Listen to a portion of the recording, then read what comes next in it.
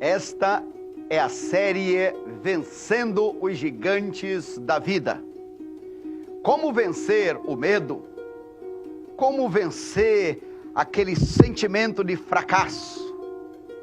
E nesta oportunidade, vamos ver como vencer o gigante da preocupação.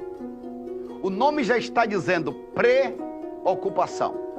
Nos ocupamos com coisas que muitas vezes, e na grande maioria das vezes, nunca acontecerão. Alguém fez uma pesquisa dizendo que 80% das coisas com as quais nos preocupamos nunca acontecem. 8% acontecem parcialmente. E apenas 12% de fato coisas que acontecem e que devemos nos preocupar. Quando nós pensamos neste tema, eu quero ler com você a palavra de Deus no livro de Mateus, no capítulo 6, versos 25 em diante. Quando Jesus diz assim, Mateus capítulo 6, verso 25: Por isso vos digo, não fiqueis ansiosos quanto à vossa vida, com o que haveis de comer, ou com o que haveis de beber, ou quanto ao vosso corpo, com o que haveis de vestir. Não é a vida mais do que o alimento, e o corpo mais do que o vestuário? Olhai para as aves do céu, que não semeiam nem colhem, e não ajuntam em celeiros, mas o vosso Pai Celestial as alimenta. Acaso não tendes mais valor do que elas? Qual de vós, por mais ansioso que esteja, pode acrescentar sequer uma hora à duração da sua vida? Então Jesus está aqui falando em Mateus capítulo 6 sobre o perigo da pessoa viver preocupada. Quando pensamos em vencer o gigante da preocupação, duas palavras iniciais. A primeira, não se preocupar não significa não planejar. Nada disso. Deus que construiu todas as coisas, Ele planejou. O que fez no primeiro dia, no segundo, no terceiro e assim por diante. Um dia Ele planejou mandar o seu Filho na terra. Um dia Ele planejou fundar a igreja. Então não se preocupar não significa não planejar. Segundo, não se preocupar não significa não se cuidar. Não significa não fazer a sua parte. Agora, quando estamos pensando então como vencer este gigante da preocupação, queremos dizer para você algumas coisas. Em primeiro lugar, a preocupação ela é incoerente. O argumento utilizado por Jesus aqui é do maior para o menor. Olha o verso 25 que ele diz: Quanto à vossa vida, preocupado com o que vais comer, beber ou vestir. Comer, beber e vestir é menor do que a vida que Deus nos deu. Se Deus já nos deu o corpo, a vida, também Ele vai cuidar de nós, nos dando o que beber, o que comer ou o que vestir. Primeiro, então, a preocupação ela é incoerente. Segundo, ela é irracional. Verso 26. Olhai para as aves do céu, que não semeiam, não colhem, não ajuntam em celeiros, mas o vosso Pai Celestial as alimenta. Ou seja, se Deus cuida dos pássaros, das plantas, das árvores, Deus não cuidaria de você? Terceiro, a fé, ou seja, a preocupação ela é ineficaz. O verso 27 diz: Qual de vós, por mais preocupado que esteja, pode acrescentar sequer uma hora à vida de vocês? Ou seja, por mais preocupado que você esteja, essa preocupação não vai te dar uma hora a mais de vida. Essa preocupação não vai te ajudar a crescer mais. Ou seja, ela é ineficaz. E ainda nos versículos 31 ao 32, Jesus diz: a preocupação ela é irreligiosa. Por quê?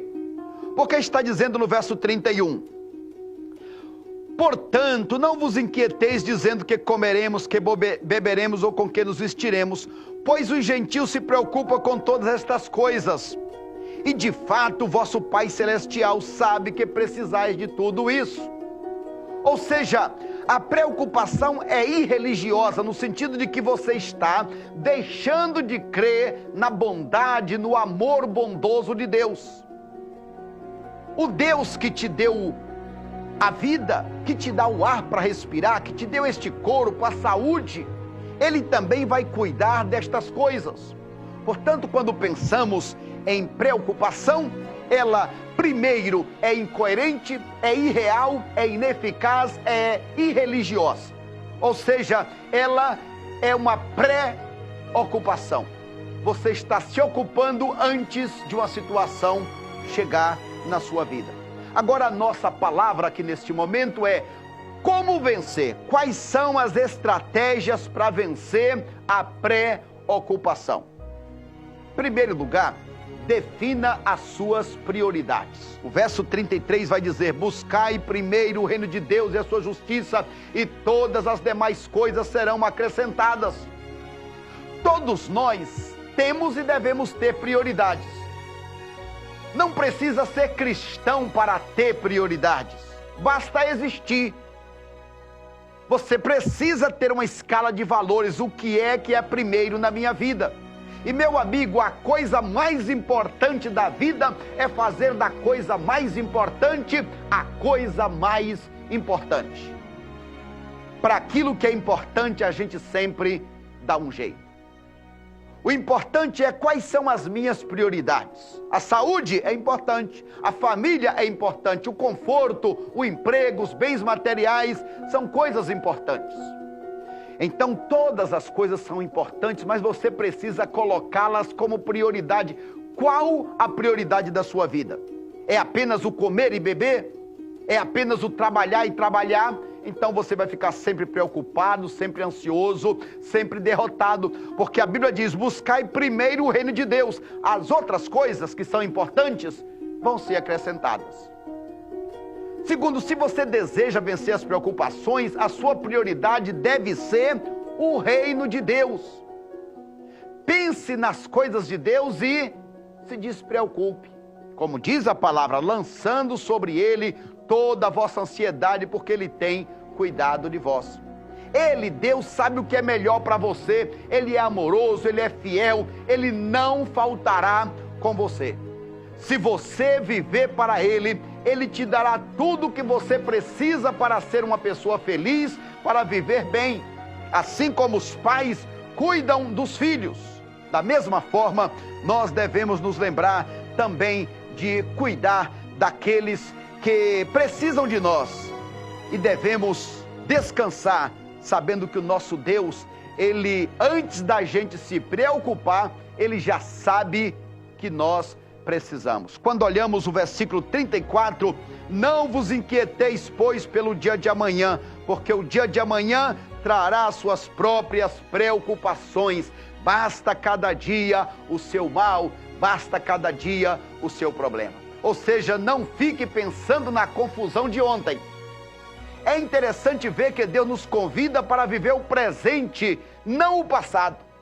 O apóstolo Paulo disse: uma coisa eu faço hoje, agora, esqueço-me do passado e vivo o presente olhando para Cristo.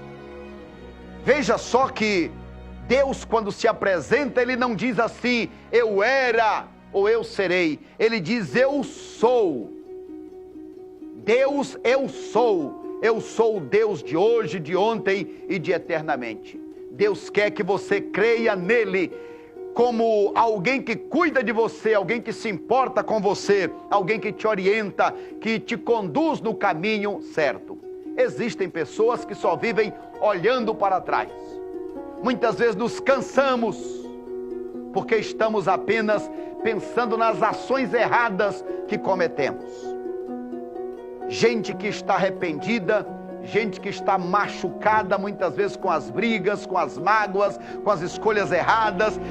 O que é que eu vou fazer com aquilo que eu fiz ou deixei de fazer? A palavra de Deus diz que Jesus morreu na cruz para perdoar o que você fez no passado. Então olhe para frente, olhe para aquilo que está diante de você. Você deve se preocupar com o quê? Deve se preocupar em agradar a Deus. porque a Bíblia diz que tem apenas 2 mandamentos. O primeiro grande mandamento: amarás ao Senhor teu Deus acima de todas as coisas. Esse é o primeiro mandamento.